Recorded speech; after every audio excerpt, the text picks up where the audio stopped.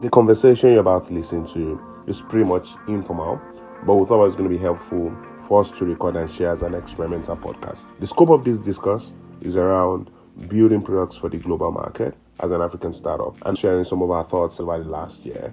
We do not consider any of this to be professional advice. Rather, we think about this as our opinion and you can apply them within your context as it may fit.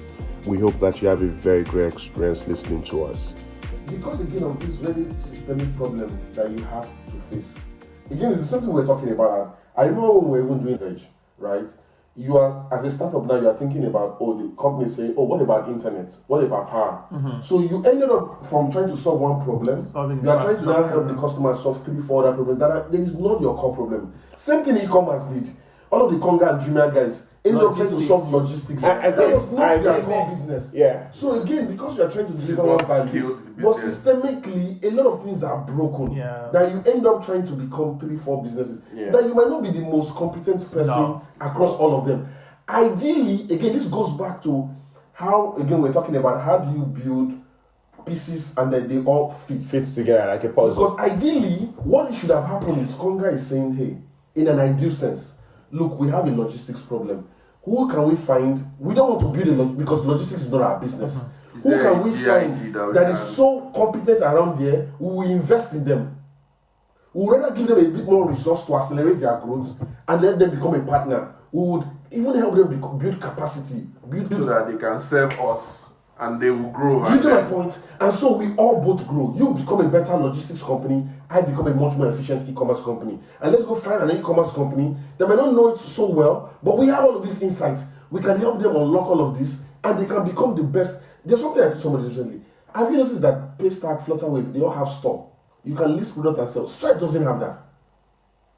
Again, it is how we think about Shopify. Yes, it's about how we think about products. It's about companies saying we want to be extremely competent in what we do. We would rather invest or partner to support all of the other things that we need to actually become really great at. As opposed to them becoming that, this is not efficient, we become that. Why? This is not efficient, we become that. And we start, and we The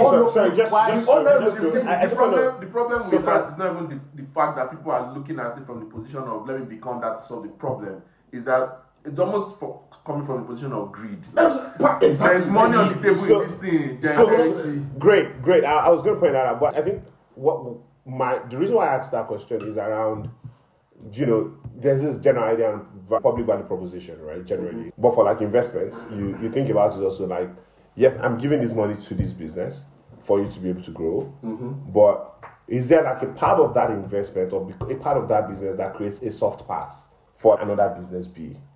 Right? So, because I have used Ade's product, then it makes it a lot easier for me to trust another random product on the street, right, that has that sort of shape or that sort of appearance. And the reason why I'm asking this is because if we do that, what we should see is by virtue of like growth in investments and virtue of growth in number of businesses and companies that we see, there should be a level of reduced cost of acquisition. Right? Because that then means like, this looks pretty much like this, then I should trust it. Do you get my point? So typically when I come on your website, you expect me to sign in, you expect me to jump on the call, you expect me to do A, B, C, D, E, right? Mm-hmm. But do we, for instance, maybe we've not done that in the past, but is this something do we think it's fair to think into the future that if I've used a product A before, or I've seen product A, my path to acquisition for another business should be shorter because product A has already paid it. So for instance, PiggyVest has done the work of market education and whatnot. If, I don't know, who is PiggyVest competition in the market? Carrywise. If I see a Carrywise website, I can actually trust it to an extent, or I can understand what they are trying to do. Because I think that's another thing. Most people even jump on website and not even clear what the website does. Right? So I get your point, and I think that actually naturally would happen a little bit again if it's already an enlightened customer. Mm. So an enlightened customer that, again, to that point, that has gone through that PiggyVest and is but then it's a function of who is the entity, who are the people behind this brand. Mm. So it's no longer a function of do I understand fundamentally what they offer. Now it's not a question I of trust them enough to do business with them. yes, because again, especially when money is involved. But then this is the other question I usually always ask. Even when things are offered, especially in the African or Nigerian context specifically, I've seen cases where things are offered for free and people still do not trust. Oh yeah, I know that. So on side enough, one of the interesting things was that honestly, so we saw a lot of people start their consultation journey, and then you see payment, and we're like, oh, and then we called them. Literally, I'm saying we called over 500 people, and they were like, I wasn't sure if it was real or scam. And we're like, okay, that's fine. So what we would do is, it wasn't even intentional, it was a mistake. So we made an update, and then we wanted to test that update in prod, so we removed payment. That was a Friday night sort of thing. So we removed payment, and then Saturday morning, and I just saw 5 consultations. I was like, wait, what? And then I checked, so people are not paying, but these guys ended up with this consultation. And then we called them, and they were like, oh, sorry, they're supposed to pay. And then 3 of them paid. So, okay, that makes sense. So your first consultation, we will not charge you for your first consultation, or we'll charge you after your first consultation.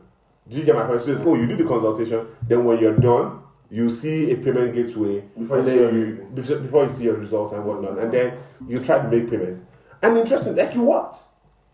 You get, so there are times when people actually see products, right? And they're like, oh, even though it's free, you'll be like, oh, sorry, I'm not sure if it is real. Is he a real doctor?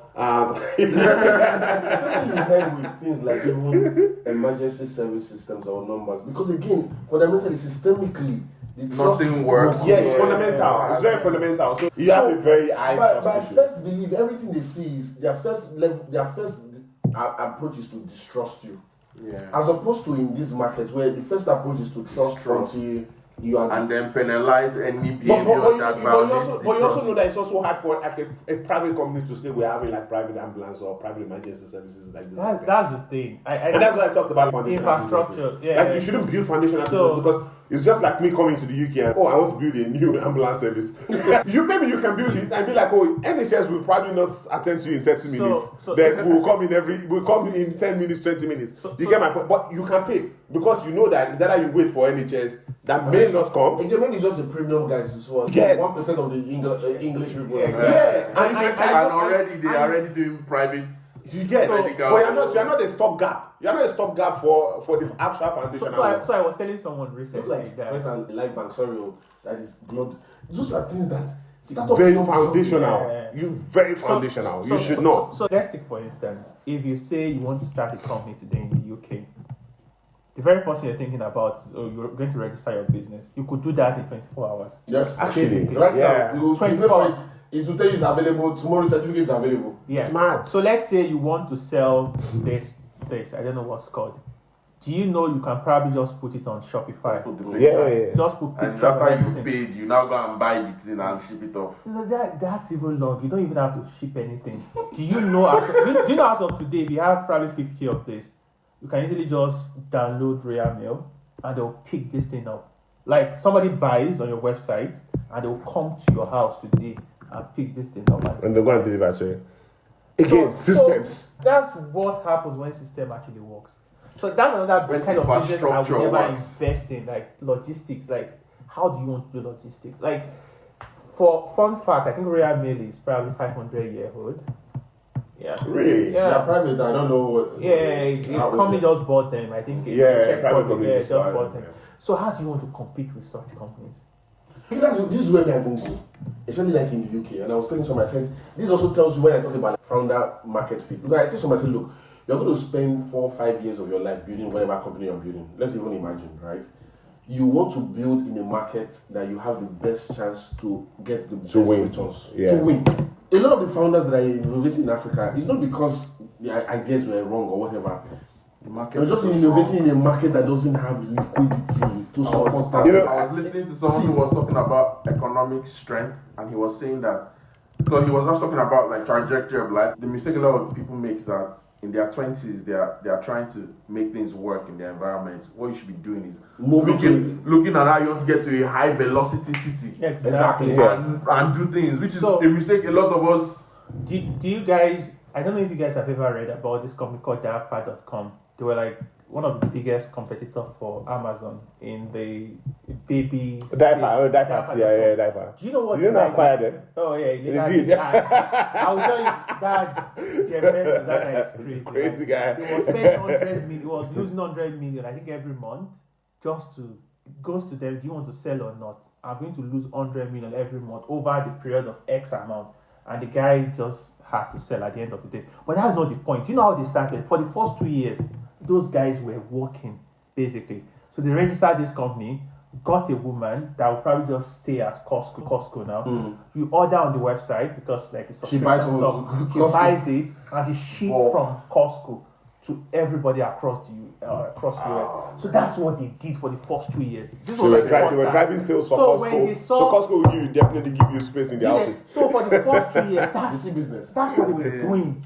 You know what I was telling When they now saw that unit economics was beginning to make sense, that's when they resigned. And they You know what I was went- telling somebody? I said the difference I've realized that in this I market, think Amazon would have. you can move from Yeah. 0 to 0.1 and you can become $1 billion business.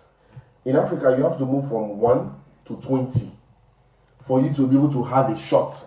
Have a shot to know that it's going to, for you to have a shot. Do you know the scary part? The fact that the business even seems to be doing right now doesn't mean in another 2 years, 2 years you don't it's gonna start be good. having like brutal, maybe people stealing, theft, See, something this is will go it. wrong. This is how I tell you think about like market. I say, look at here for instance. If you come outside, you see 2015 fish and chip shops. In this market, you have Lidl, Tesco. Sainsbury's. If you look at Sainsbury's, if you look at the share, there's those co-op. If you look at the share volume and value of revenue those guys are pumping yearly, if they show you their books, you'll just be wondering. Who is buying it? And in this case, there's also e-commerce. There's Amazon that's selling grocery. There's online platforms. There's also, if you talk about clothing, There's Okada, specialized there's like everywhere. stores. There's Uber, there's like Just eat. it just shows you. And if you show you, there's even these guys that now as well. all of the revenue these guys are It's generating. mad. They didn't have the Chinese, so you didn't have the Temu, you have the Shein. If you look at the revenue, all of these businesses are pumping crazy. out annually. That's what They're happens. not. They're not probably number one. They're not probably number 10. You don't have to. They're not thinking about being number one. That's the It point. can be 50. Bro, guess can be what? 200. And you are still Bro, billions guess of what? millions of pounds of Bro, money. those kebabs in London, some of them are like 40-year-old. Some where the dad started it, they gave it to the son, and they are doing. If you even check London, you go see some of them that the There's business. laundromat that I go to. There's a sign there. In short, it's 55 years old, See, and they say it is still in the family. yeah. Yeah, for them it's everything. So for me, it's how I think about depth of market. I think there was one of my friends I was speaking to recently. I was Now telling you me have about 1 million. the amount of revenue they are doing just in a single state in the US. They are doing like what Weather Health is doing. And when the guy mentioned the revenue they are doing annually, I was just like, what? And it was, again, my friend was telling me there are $1 billion businesses that all of them Just in one state. Just one state in the US. One of my friends was telling me one time that he runs a medical facility that dispenses mental health drugs in the US in one state, cleaning out. They are all literally doing the same in different slices of ways of remixing or saying it. But essentially, Differentiation is in the marketing. but all of these guys are eating, they are all 100 million, 200 million, 800 million dollar annual recurring businesses. 70, 80 of them in that same market. You know Do you what? know what? One of these. And do you know where these guys are serving? Most of their 100, like 90% of their customers are US, European businesses. Case cruise. Typically. Yeah. So I just paused and I was told myself like, dude, what are we doing?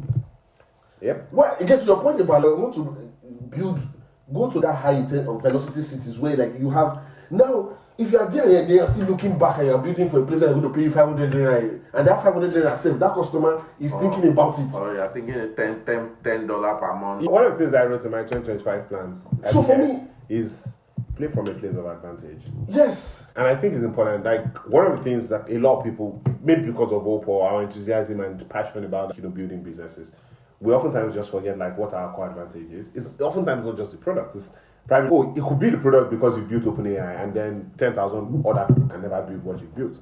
It could be your market. It could be whatever. But if you can't play from a place of advantage, It's There's very no place hard. playing. It's very hard. Like you say, okay, if $10 per month is what it is, then that means your advantage is like the number of people that can actually organically buy your product. So that means you can get 1 million people without having to do marketing to use your product. And that means you are making $10 million every year and you can sit down on it. But if you can't do that, then if you need somebody to beg you, if you need to beg somebody to raise money, For me, the way fundamentally about how I think about businesses and even how I invest in businesses for me changed fundamentally this year. When I saw, even because I was even telling our PM guys like, our product, we could not charge subscription for it earlier in Nigeria. Yep. And then I came to this market and I saw that people were charging subscription. I was like, oh, let's just. I guess what you would probably be charging subscription for could be compliance or something very. do you get? Baba, we started with even charging. We charged one guy. The guy doesn't blink anything. I was like, Well, because K is not a lot of money, then like 100K. the next For one them, I it's like know. if everything gets, And the fact that they're also expensing those money. yeah. Baba, there's budgets, and they're telling me, oh, this. Customer will even be suggesting things you need to have. Oh, you need to have this. I was like, Or something as small as you remind them that the depreciation for this Yeah, laptop is. if you guys can do this, Just an email. we'll pay you 3 years to support this. They're willing to pay me a 3-year service contract. Imagine you're able to tell them we can automatically roll out updates, security in patches the hope that to host solutions. Like, There's this company I saw recently. I think is it Kaji or Kaja. Kaja, right? So what they do is basically maybe if you're a company you use predominantly Apple devices. Apple It's only devices. Apple. This is what we can do. I'm like, killing. But those guys are big, oh. bro, What are you telling me? They are huge. bro, do you know companies that do? There's this company called Defense.com. Defense.com charge, I think, at least $10,000 for every customer or client. So you And then what they do is they will probably do pen testing for you. So we just pay 14K for SOC 2.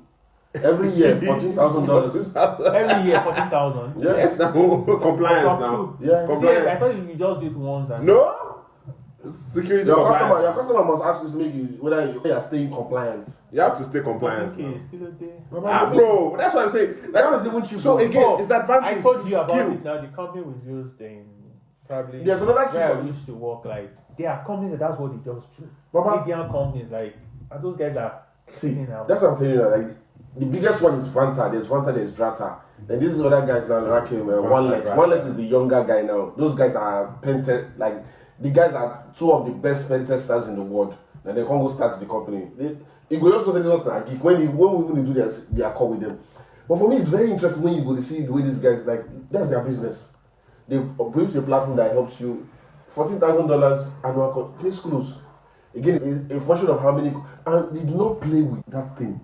Because we don't lose a lot of customers. When the customer will come, are you guys SOC 2 compliant? You say no, sorry. Because of the scale of employee data you are dealing with, we cannot deal with you. That data thing, they don't joke with it. So I like, Because I lose there, I go pay for the $14,000. yes, now because you think about it, you're trying to get your $100,000 deal, and then because of $15,000 not getting it, and then that's happening like so 5 me, times. I'm like, man. let's stay now. By the time we reach now, they say we too, we are SOC 2 company. Again, that's what for me is you start understanding what these customers care about. One thing I like about this market is that the customer will tell There's you clarity. exactly There's what clarity. he wants. Sometimes There's clarity. How we want it. carbon footprint. Are you compliant? Oh, the CTO of my former company, he runs the company now. I'll check now and show you guys. What they do is help companies estimate how much of carbon. Yeah, carbon ESG. emission. So like, That's technology companies. It's technology companies. I know. So they tell you, oh, you have servers, you have computers, you have this. This is how much of carbon that you are emitting. Yeah. Literally. That's all. That's what they do. And these guys are making tons of money. Now we the one make her life hard. You're always think very complicated. Bro, So, we can't say we are thinking like you know like complicated man out. Maybe that was we don't talk to think about something. You get like so we are dealing with some macro needs. Even for us we don't come, right? We don't come here. We always think that the solution we need to innovate has to Lawyers be massive and groundbreaking and But go look what stupid boys they launch AI companies where they do 1, 2, 3 things. They just the plug go put AI for back. see me when we say get one product where the process right now we go Just read. end to end pipeline. Just read. We make software sustainable. Okay.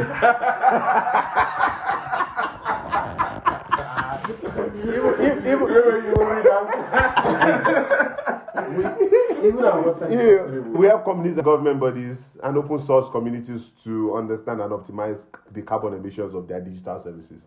That's what they do. Case closed. That's what they do, literally. And then see, and they make a lot of money. These guys will not. All of you've seen the people that are working in the company.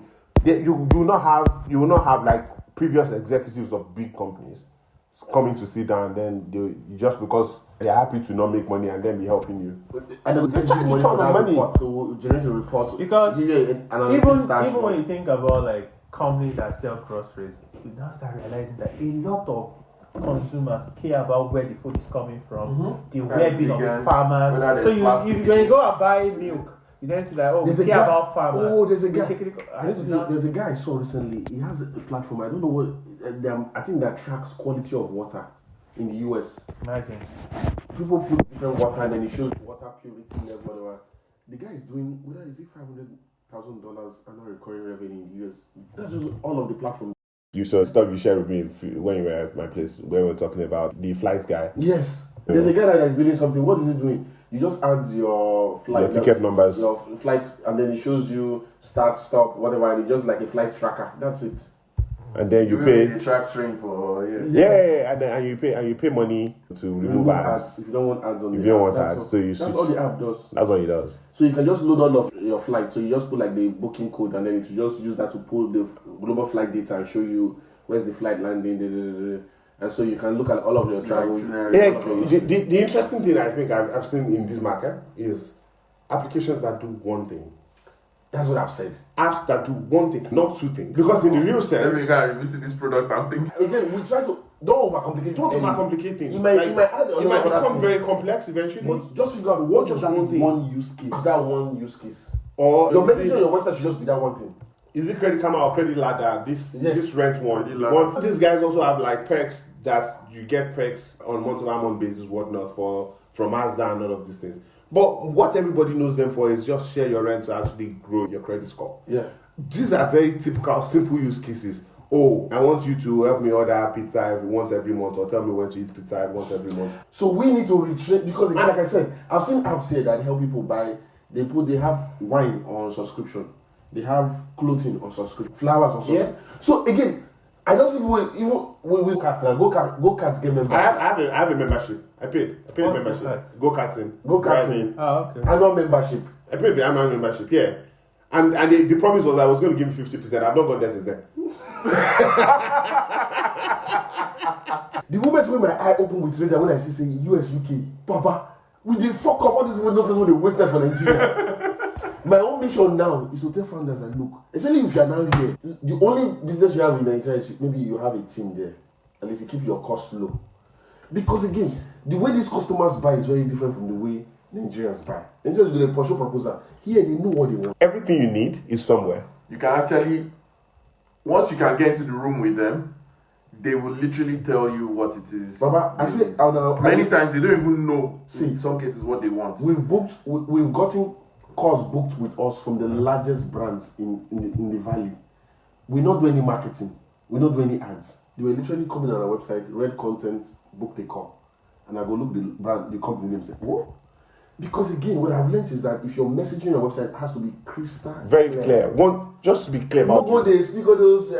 We are trying to we do X, No Y, aspirational. It's honestly make it punchy. It's no wash. very this is what we They're do. not overselling. they're not- Yeah. very clear. Put clear call to action. What action do you want them to take? Let it be very obvious. Then these guys search. They know what they are actively looking for. This our first customer when they said that they could not sleep. They were hiring people in Nigeria. They couldn't get computers to Nigeria. The CTO said he told him that he was not going to sleep until he found a solution, and he was just doing Google search. That's how I found Radar. Google search. That's how I found us. Because every call we've had, we usually ask them, "How did you hear about us? How did you find us?" The biggest things we heard is Google search. Google. We did Google. One they said, "Oh, ChatGPT." I said, okay. ChatGPT don't even reference your content. Yeah. Then the other one said Reddit, because we sell to IT managers, so we Reddit. So we started going to Reddit. That's and engaging. another powerful So thing. community. Bro, no, there's something very powerful that you just mentioned that just came to my mind. I think that as I do more research, especially when you do B2B, you need to know who your stakeholder is. Mhm. In some companies, just the people team. In another company, it's probably the IT, the tech. I think a lot of companies call it tech back. Another company, so you have to know so that you're not just wasting time. There's this idea of there's the economic buyer, there's the end user, and there's like the technical buyer. Yes. So you need to know who are you chasing the economic buyer, are you chasing the technical buyer, are you chasing the end user, right? And what powers do they have across different organizations? So for me, it's look, immediately you figure like where that audience is. It changes so much of the dynamics. Also, we've not spent any money running ad campaign or whatever. But the last couple of months, the amount of inbound, the kind of companies where I don't see book call. We are doing that exit next year. I know we are doing it now. That was exit now. I did that exit next year. I just think our first page just got acquired again a few weeks ago. But me, I did sure the check will happen 2025. Bad guy. And I've said that if it doesn't happen, they don't miss out because now this stuff we're just closing out with. By the time we announce that thing, because what we've just mentioned, the playbook we're not doing is that the two largest guys have already been acquired. We are the third guys, and we are the smallest. We never raised any money. The two largest guys have raised the most money and gotten acquired, so they become box products. And when they become box products, customers don't usually like it. You have to move out. They are locked in. They are locked in. You don't like to be locked in. Right? And those products usually become expensive because the owners raise up prices. One of the things I've learned is that, bro, once you figure out... Building settled. Yeah, we're launching in January. Nice. Actually, everything is ready. What does settled do? Settle is the fastest way to get a house. Get a house. Yeah, like either. Oh, you know that posted on... I'm not posted necessarily anywhere. But technically, what Settle does... It's going to be... So right now, if you're trying to find a house, you have to go to 3 or 4 different platforms. So you're using Rightmove, On The Market, Zoopla, Trillia, whatever. But and which then is you have to like search, go through multiple pages, different applications, whatnot. But with Settled, what you do is you make a single post. I need a house in Birmingham. If you have if you have an idea of the postcodes you want, you give the postcode and then you put your budget. What happens basically is we have real estate agencies who hire agents to look for people to actually rent or buy houses. They're signed up on our platform and they pay monthly subscription fee. So that request goes to all of them. And then the ones that actually have houses can do it. What's the site? GetSettledIn.co. Thank you for listening. I hope you found this conversation helpful and there are 1 or 2 points that you can apply within the scope of your work. If you have any questions, please feel free to drop it as a comment down below or reach out to us on social media. Thank you very much and have a very good time. Bye.